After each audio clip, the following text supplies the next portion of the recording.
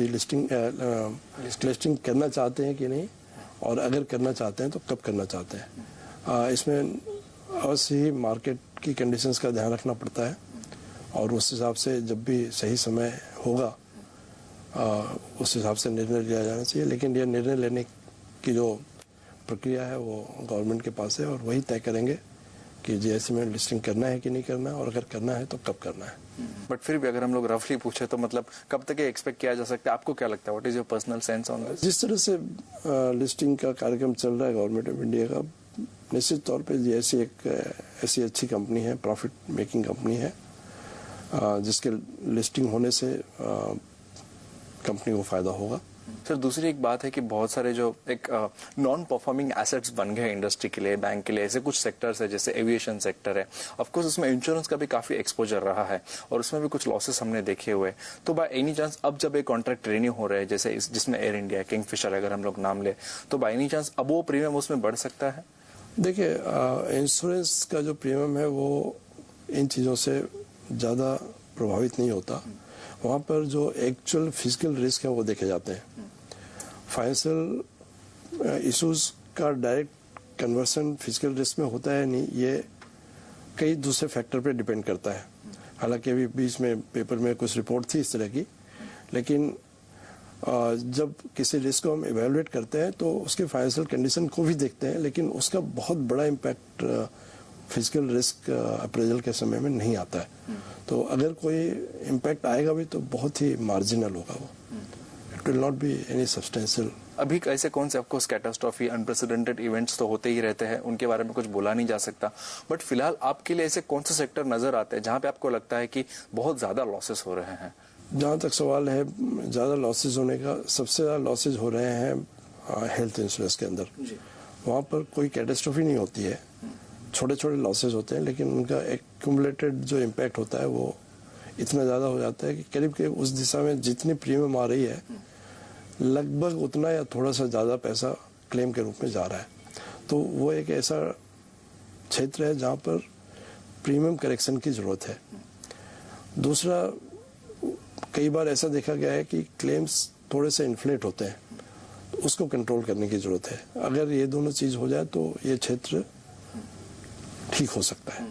Sir ये जो claim inflate करने की आपने बात कही, हालांकि इस पे जनरल इंश्योरेंस कंपनीज बहुत सालों से विचार कर रही है। कई बार उनका कहना होता है क्योंकि उसी की वजह से जो कैशलेस का इशू अराइज हो गया था, कई बार उनका कहना होता है कि जो कस्टमर्स होते हैं वो इन्फ्लेट करके या फ्रॉड क्लेम दर्ज करते हैं, जिसकी वजह से इंश्योरेंस कंपनीज को भारी नुकसान होता है। तो उसके खिलाफ क्या किया जा सकता है? एक्चुअली क्या होता है कि जैसे अगर आपके पास पॉलिसी है तो अगर किसी बीमारी का इलाज कम पैसे में भी हो सकता है तो हमारी एक टेंडेंसी होती है कि हम ज़्यादा अच्छे अस्पताल में जाएं। हालांकि ज़रूरी नहीं है, फिर भी हम चले जाते हैं, तो एक तरह से ज़्यादा खर्चा आ जाता है, जो कि थोड़ा सा कर्टेल हो सकता है, और वही करने की ज़रूरत है। जहाँ तक फ्रॉड्स का सवाल है, फ्रॉड्स तो करीब करीब हर जगह होते ही हैं, और उनको कंट्रोल करने के लिए अलग अलग तरीके बने हुए हैं, और इंश्योरेंस कंपनियाँ उसको कर भी रही हैं। तो कंपनियाँ अपना एक्शन ले रही हैं, और वो सही दिशा में एक एक्शन है। सर इसमें एक कैच मैं आपको बताना चाहूंगा कि कई बार क्या होता है कि अगर कस्टमर मान लो क्लेम फाइल करता है तो इंश्योरेंस कंपनीज में एक टाइम फ्रेम तय की गई है, 48 आवर्स के अंदर आप इंश्योरेंस कंपनीज को इत्तला कर दे कि आपको क्लेम देना है, आप हॉस्पिटल में एडमिट हो गए, जो भी है क्लेम की इन्फॉर्मेशन आपको 48 आवर्स के अंदर देनी पड़ती है। But at the same time there is no deadline available अगर आपको क्लेम डिसबर्स करना है, क्लेम सेटलमेंट करना है, तो ऐसे इंश्योरेंस कंपनीज पर कोई खास डेडलाइन नहीं है। तो डू यू थिंक इसमें कुछ होना चाहिए डेडलाइन? देखिए, हम तो डायरेक्ट कंपनी में नहीं है, इंश्योरेंस कंपनी में इस तरह की इन्फॉर्मेशन नहीं आती है, लेकिन अगर आप ग्रॉस बेसिस पे डेटा निकालेंगे तो आपको पता चलेगा कि बाय एंड लार्ज करीब 90% क्लेम्स तो एकदम टाइम से सेटल हो जाते हैं। सिर्फ उन्हीं क्लेम्स में डिले होता है जहाँ कोई ना कोई समस्या जरूर रहती है, या तो जानकारी की कमी होगी या कोई कवरेज की प्रॉब्लम होगी, तभी उसमें क्लैरिफिकेशन लेने में और इन चीज़ों में टाइम लग जाता है। अदरवाइज आजकल टीपी अच्छा काम कर रहे हैं और क्लेम्स नॉर्मली सेटल हो रहे हैं और टाइम से ही हो रहे हैं। जी सर, इसी बात पे एक लेते हैं छोटा सा ब्रेक। रॉय सर बने हुए हमारे साथ, हम लौटते हैं एक छोटे से ब्रेक के बाद।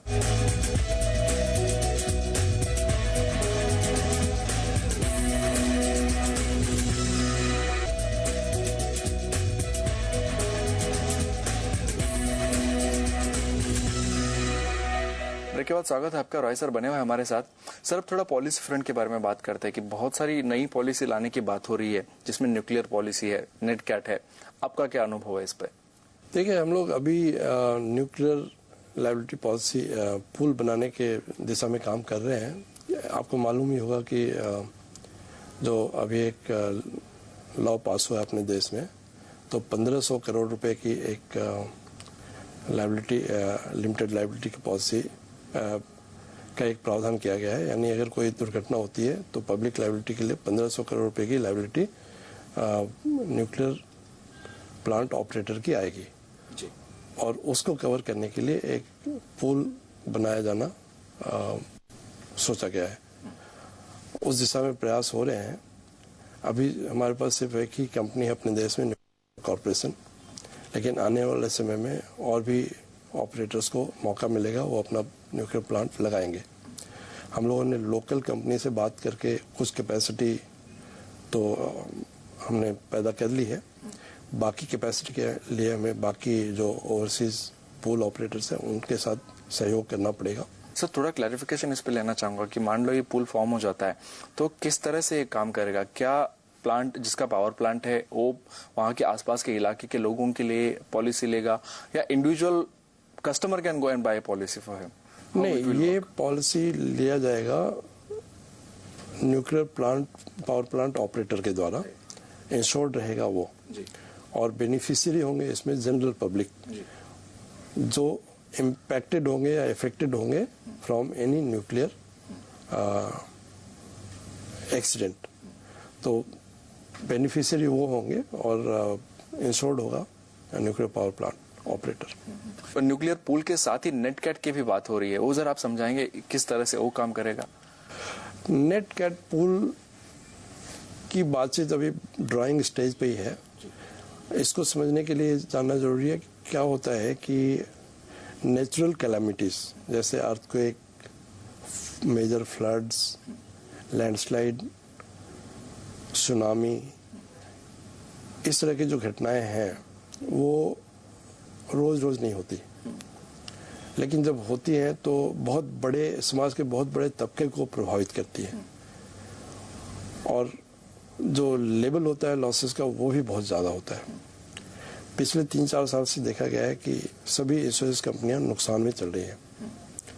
मतलब वो इस तरह कोई रिजर्व स्थापित नहीं कर पा रही हैं जो उनको उस समय काम आए जब इस तरह की कोई घटना हो जाए। तो इसलिए ज़रूरी हो गया है कि इस दिशा में सोचने का और आगे पहल करने का कि नेचुरल कैटास्ट्रॉफी पेरिल्स को अलग कर लिया जाए और उसके लिए एक निर्धारित प्रीमियम शुरू से ही अलग कर दिया जाए। सर दूसरी और एक अहम बात है जो आपसे समझना चाहेंगे कि फिलहाल जिस तरह का ग्लोबल इकोनॉमिक सिनारियो नजर आ रहा है, जिस तरह का आर्थिक संकट नजर आ रहा है सारी इंडस्ट्रीज के सामने, एनी चांस अब रीइंश्योरर अपना एक्सपोजर कम करने की बात कर रहे हैं या उस कोई संभावना वैसे नजर आ रही है? नहीं, रीइंश्योरर हमेशा अपना एक्सपोजर को लिमिट में लेकर के चलता है। इसीलिए दुनिया भर में जितने भी रीइंश्योरर ऑपरेट करते हैं किसी भी रिस्क में उन हर एक की भागीदारी बहुत थोड़ी रहती है। कोई 1% लेता है, कोई आधा % लेता है, कोई 5% लेता है, डिपेंडिंग ऑन उनकी जो कैपेसिटी है। और एक्सपोजर कंट्रोल यहाँ पर एक नॉर्मल फीचर है और उसके ऊपर हमेशा ध्यान रखने की जरूरत होती है। सर रीइंश्योरेंस के पर्सपेक्टिव से एक लास्ट सवाल आपसे पूछना चाहूंगा। फिलहाल रीइंश्योरेंस के सामने हालांकि जो भी क्लामिटीज होती है, जो भी अनप्रेसिडेंटेड इवेंट्स होते हैं, फॉर्चुनेटली बहुत ही रेगुलरिटी नहीं होती है उसमें, इरेगुलरिटी है जो बहुत ही अच्छी बात है। लेकिन फिलहाल का जो माहौल है, जिस तरह के इवेंट्स होते हैं, फिलहाल रीइंश्योरेंस के सामने क्या ग्लोबल चैलेंजेस है? सबसे बड़ा चैलेंज जो रीइंश्योरेंस कंपनीज के सामने है वो है इम्पैक्ट ऑफ ग्लोबल वार्मिंग। जैसा कि आप जानते ही होंगे कि ग्लोबल वार्मिंग के दिशा में जो भी रिसर्च हो रहे हैं उससे एक ही बात उभर के सामने आती है कि हमारे वातावरण में ऐसे चेंजेस हो रहे हैं जिनका अल्टीमेट क्या रिजल्ट होगा ये अभी कोई समझ नहीं पा रहा है। लेकिन अगर हम पिछले 20 साल का स्टैटिस्टिक्स देखें तो जो वातावरण से संबंधित कैटास्ट्रॉफीज हैं उनकी संख्या बढ़ी है और उनकी तीव्रता भी बढ़ी है। जैसे कि क्लाउड बर्स्ट, साइक्लोन, टॉर्नेडोज, ये काफ़ी बड़ी मात्रा में होने लगे हैं, पहले से ज़्यादा होने लगे हैं। तो इसको फैक्टर करके इंश्योरेंस प्रॉपर्टी के लिए जो हम इंश्योरेंस प्रीमियम रखते हैं उसके लेवल को सही किया जाए, और इस फैक्टर को कैसे अकाउंट फॉर किया जाए, ये एक बहुत बड़ा चैलेंज है। और इस दिशा में सारी मॉडलिंग कंपनियां काम कर रही हैं, इंश्योरेंस कंपनियों में भी काफ़ी रिसर्च हो रहा है, लेकिन अभी तक इसका कोई साइंटिफिक आधार नहीं प्राप्त हुआ है कि किस तरह से इसको सही तरीके से फैक्टर इन किया जा सके, ताकि इंश्योरेंस कंपनी पे बर्डन भी ना पड़े, इंश्योर्ड को ज़्यादा पेनलाइज भी ना करना पड़े, और इंश्योरेंस कंपनी की प्राइसिंग एडिक्वेट हो जाए, ताकि इस तरह के कैलामिटी से जो लॉसेज होते हैं उसको पे करने के लिए समुचित मात्रा में रेवेन्यूज प्राप्त होता रहे। Thank you very much for talking to Zee Business sir. तो ये थे जीआईसी के सीएमडी जिन्होंने काफी सारी जानकारी दी जनरल इंश्योरेंस इंडस्ट्रीज के बारे में। अब देखते रहिए जी बिजनेस, आपका फायदा।